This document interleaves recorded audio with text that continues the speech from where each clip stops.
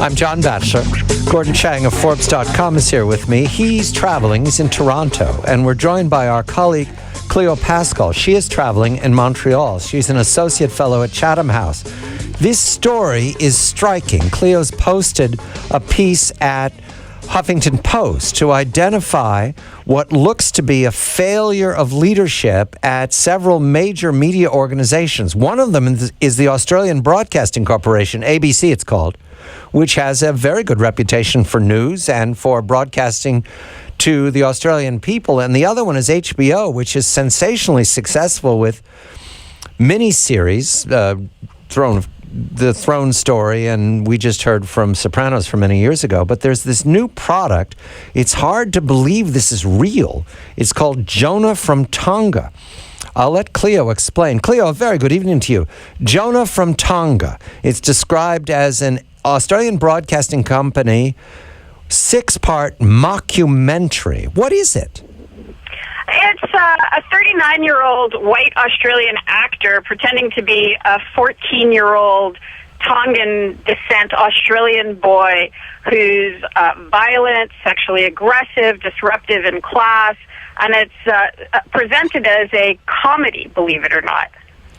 This is a comedy not unlike what we know to be the mocking of African Americans in the late 19th century and most of the 20th century. Is that the analogy here? The ABC is unaware of its own prejudice?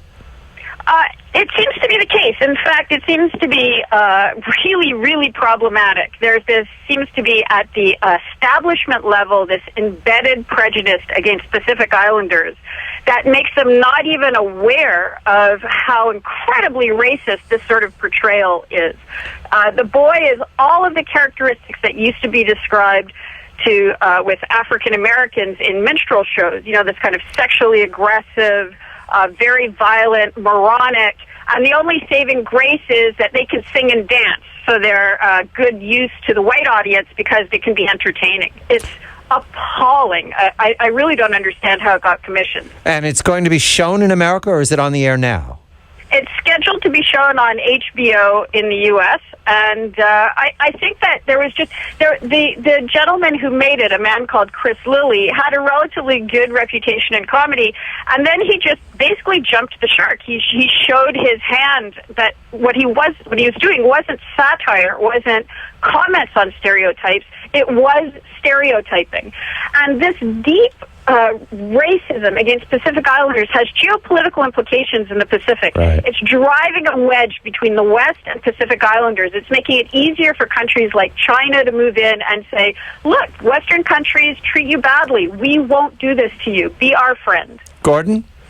Cleo, so let me understand this. You got a white actor in essentially blackface in a stereotypical sort of highlighting some of the worst characteristics of humanity. This is supposed to be a comedy, and on top of it all, you've got some guy in Time Warner who thinks that the American public should see this.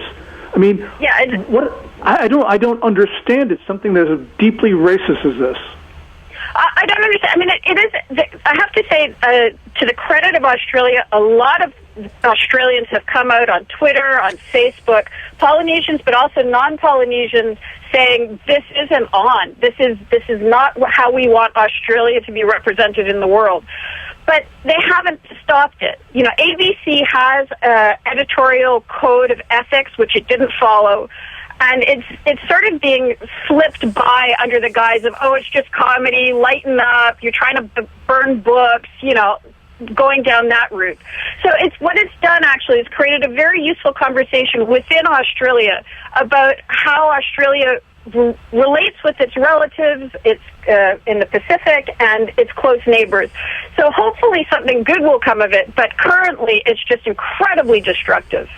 The puzzle here, there's a history of cultures mocking other cultures the source is anger and fear. And it's presented as comedy. We know this. It's not theory that's unavailable. I'm presuming that ABC and HBO are filled with very well-educated, very well-read people. They know this. It's not a debate anymore. That's what's stunning about this, Cleo. The comedy is not comic. It's fear, it's anger, it's hatred. Actually, you're absolutely correct. And it's interesting that ABC puts up, they've got one character in there, Cool Chris, that's supposedly Tongan social worker who is the good guy, right? He's the one, when they say, oh yeah, everybody else is thugs and gangsters and whatever, but look at Cool Chris. Cool Chris is great. Cool Chris is presented as highly religious, saving himself until marriage. So he's self-emasculating. So basically what they're saying is the only good brown guy is a non-sexual brown guy. So it's actually quite a deep vein of this kind of fear that you're talking about that really goes back to the African-American experience in the 1920s and 30s and beyond. I mean, I thought we had left this behind, but it's astounding. Why do we have to face this again?